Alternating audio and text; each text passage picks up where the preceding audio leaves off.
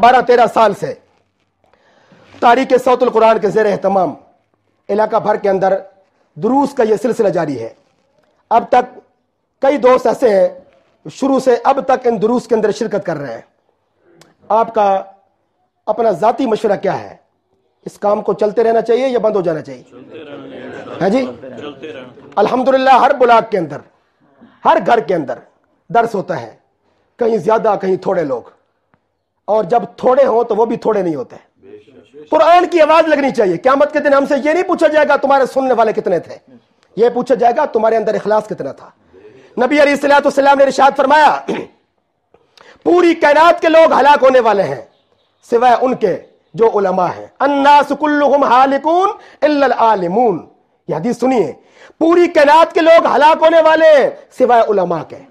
और फरमाया वल आलिमून कुल्लुहुम हालिकून इल्लल आमिलून। सारे उलमा हलाक होने वाले हैं सिवाय उनके जो अपने इल्म पे अमल करते हैं।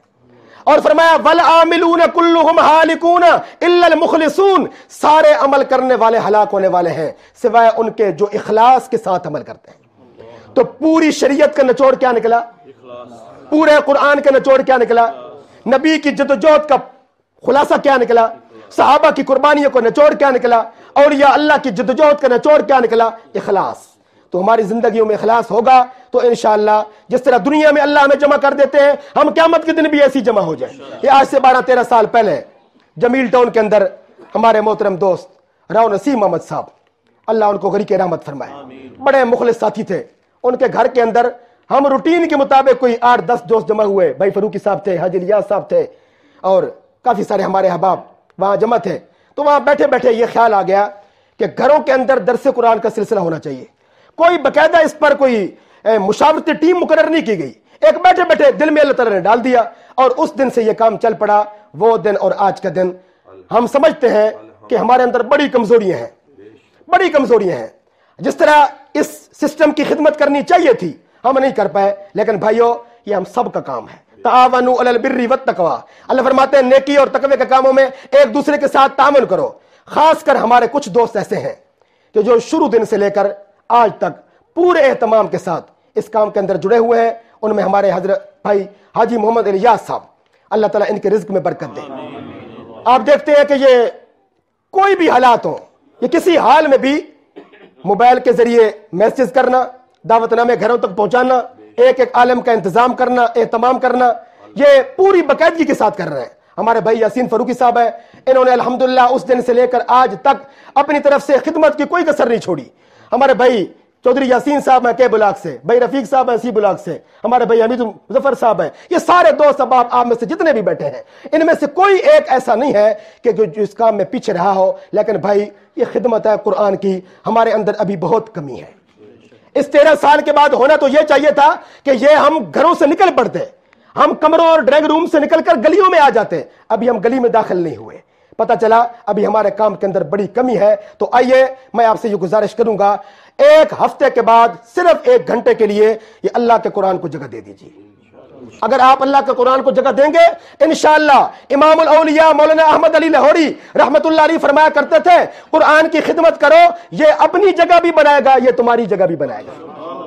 और इमाम औलिया अहमद अली लाहौरी रहमतुल्लाह ताला अलैह जब पहले दिन शेरावाला गेट मस्जिद के अंदर दर्स देने के लिए आए, ये 1913 का जमाना था, फरमाते हैं कि जब मैंने पहले दिन कुरान का दर्स दिया मेरे सामने मस्जिद की टोपियां पड़ी हुई थी, कोई कुरान सुनने वाला नहीं था, लोग पत्थर मारने वाले थे। लेकिन 1961 में जब इमाम लाहौरी का जनाजा उठा तो मैयत मियानी कब्रिस्तान में दाखिल हो रही थी और जनाजे का दूसरा सिरा शेरावाला गेट से निकल रहा था। ये अल्लाह वालों के जनाजे होते हैं। अभी आपने पिछले हफ्ते देखा रायविंड के अंदर हजरत हाजी अब्दुल वहाब साहब को अल्लाह ताला ने रुखसत किया, 14 लाख अफराद ने उनकी नमाज जनाजा में शिरकत की है जी। अल्लाह अकबर। हमारी किस्मत के फैसले हमारे जनाजे करेंगे, हमारी सदाकत के फैसले हमारे जनाजे करेंगे। न कोई इक्तदार 5 मरले का प्लाट हाजी साहब के नाम पर नहीं है, 5 मरले का प्लाट, 4 से ज्यादा सूट उनके ट्रंक से नहीं निकले।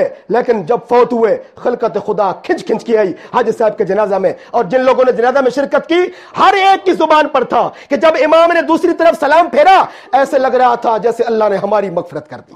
हाँ, कायनात के अंदर कुछ लोग ऐसे होते हैं, अल्लाह के महबूब, अल्लाह के प्यारे, कि जब वो दुनिया से जाते हैं अल्लाह उनको کو اتنی عظمت اور عزت والی موت عطا کرتا ہے کہ جو ان کے جنازوں میں شریک ہوتے ہیں اللہ ان کی بھی مغفرت کر دیتا ہے۔ امام اولیاء مولانا احمد علی لاہوری رحمت اللہ علیہ ٹرین پہ سفر کر رہے تھے، اچانک گاڑی آ گئی، ایک آدمی آیا کہنے لگا حضرت گاڑی آ گئی ہے، آپ نے سوار ہونا ہے، ذرا چلتے چلتے جلدی جلدی پورے 30 پاروں کا مجھے خلاصہ سنا دیجیے۔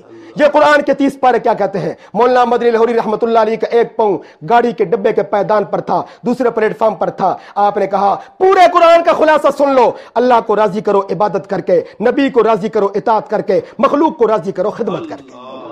پورے قرآن کا خلاصہ ہے اللہ کو راضی کرو، نبی کی اطاعت کرتے جاؤ، چہرہ، لباس، شادی بیاہ، عقیقہ، ولیمہ، کاروبار، آنا جانا، بول، اخلاقیات، معاملات، سب کچھ نبی کی سنت کے مطابق ہو، اور بھائیو مخلوق کی خدمت کرو۔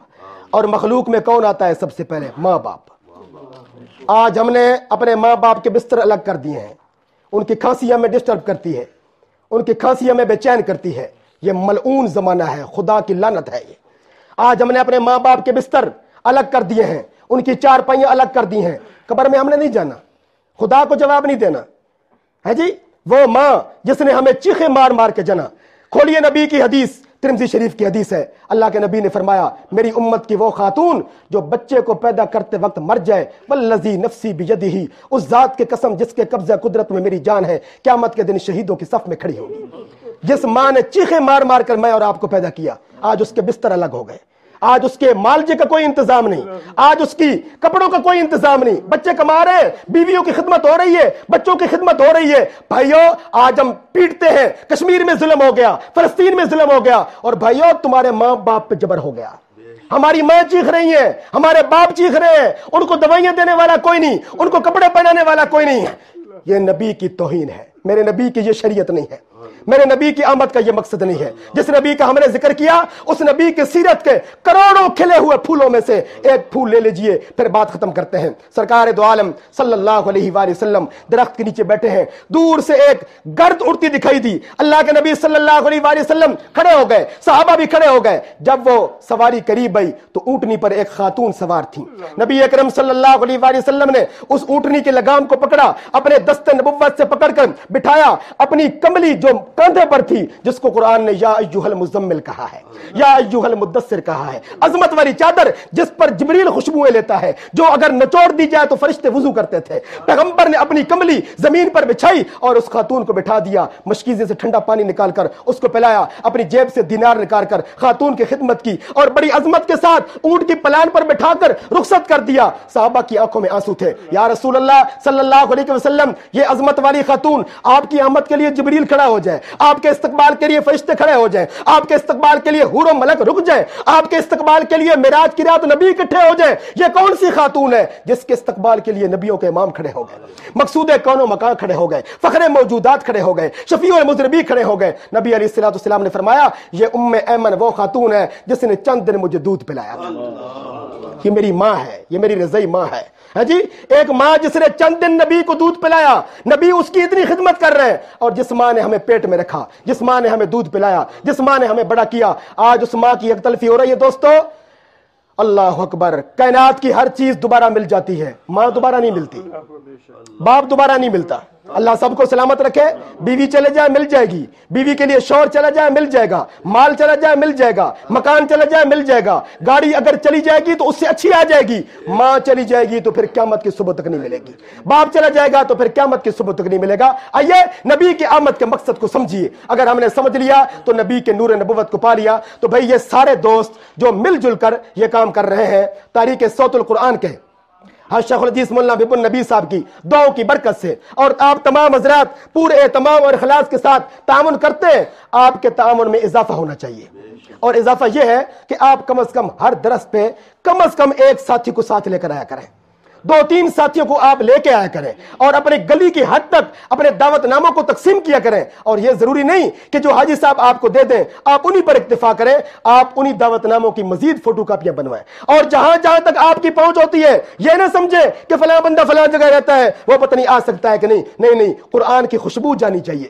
قرآن کا پیغام جانا چاہیے۔ بزرگ کہتے ہیں برف کہیں گرتی ہے ہوائیں کہیں چلتی ہیں، برف گرتی ہے کاغان میں، ہوا چلتی ہے لاہور میں، ہے جی، برف گرتی ہے مری میں اور موسم بدلتا ہے لاہور میں۔ اس لیے تاریخ صوت القرآن کے زیر اہتمام یہاں سے برف گرے گی، انشاءاللہ پورے عالم میں اس کی ٹھنڈی ہوائیں محسوس ہوگی، پورے عالم میں اس کا نور محسوس ہوگا۔ آئیے اس سسٹم کو مضبوط کیجئے اللہ کی رضا کے لیے، نبی کی محبت کو پانے کے لیے، اس اہتمام اور اس اخلاص کے ساتھ کہ جس طرح اللہ کریم قرآن کے نور میں میں اور آپ کو کچھ دیر کے لیے بیٹھنے کی ہمت عطا کر دیتے ہیں، قیامت کے دن خدا تعالیٰ ایسے ہی ہم سب کو جنت میں داخل کر دے۔ اللہ میں اور آپ کو عمل کی توفیق دے۔